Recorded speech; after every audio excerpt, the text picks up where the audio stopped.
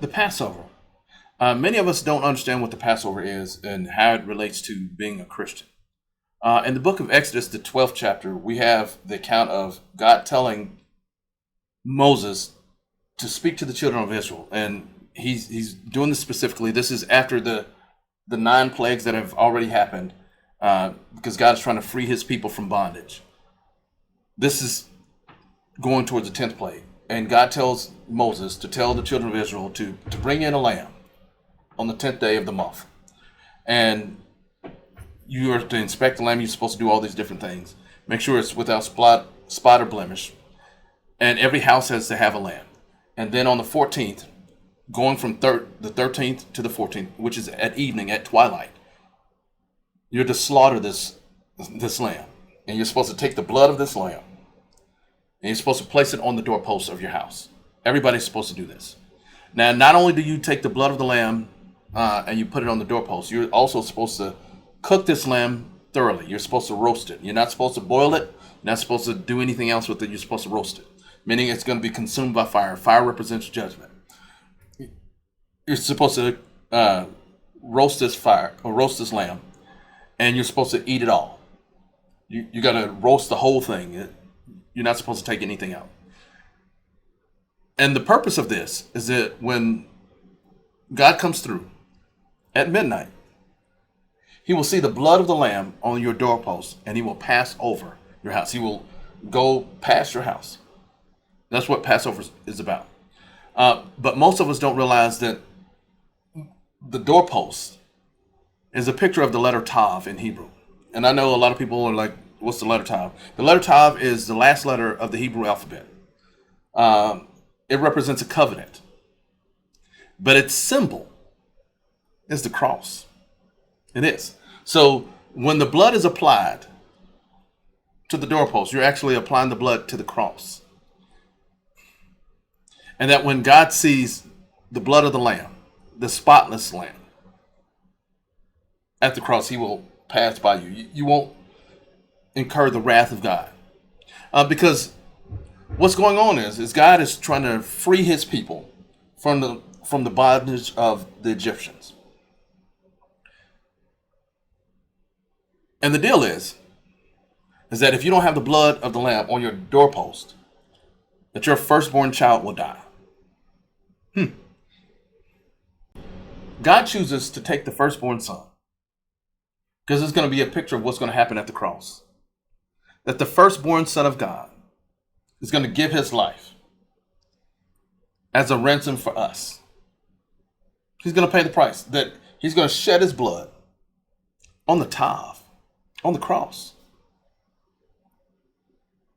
just so that we can be saved.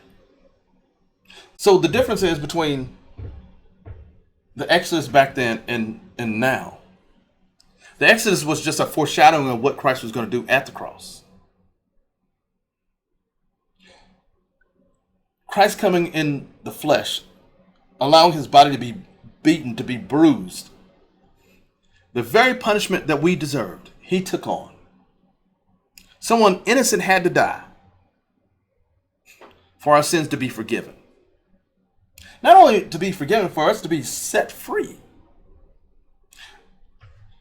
There's a lot of stuff going on in this country where people are trying to take us backwards, trying to re-enslave people, trying to tell people they don't deserve this. This is a merit-based system.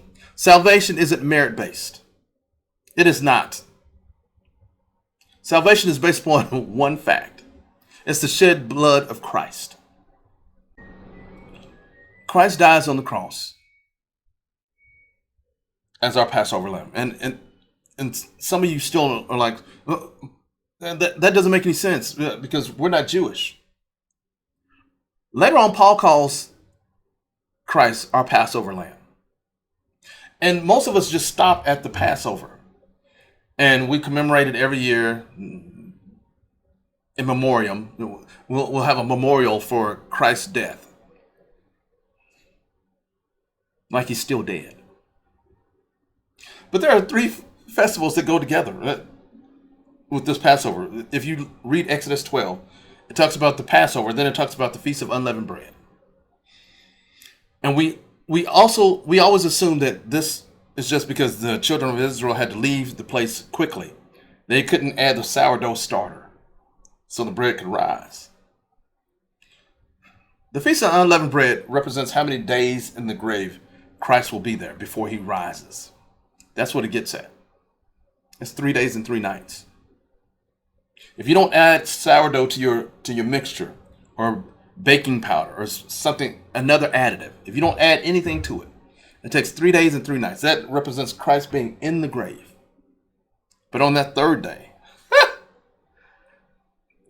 I don't celebrate Passover because he stayed dead. I celebrate Passover because Jesus is alive. On the third day, the day of first fruits, it's the Sunday after Passover, Pesach.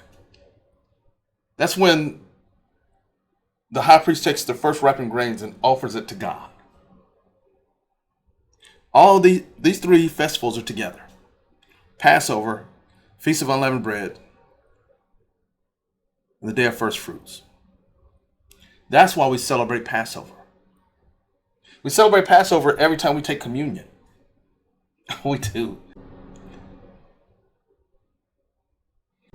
So we don't celebrate Passover in memoriam like somebody that has died and hasn't gotten up. That we're doing balloon releases, dove releases, and all these different things for somebody that's dead and that will never come back.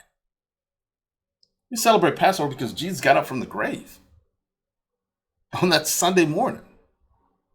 His death was the payment for our sin. But his resurrection is to say that he's God. And that since he got up, we all will get up. That's why we celebrate Passover.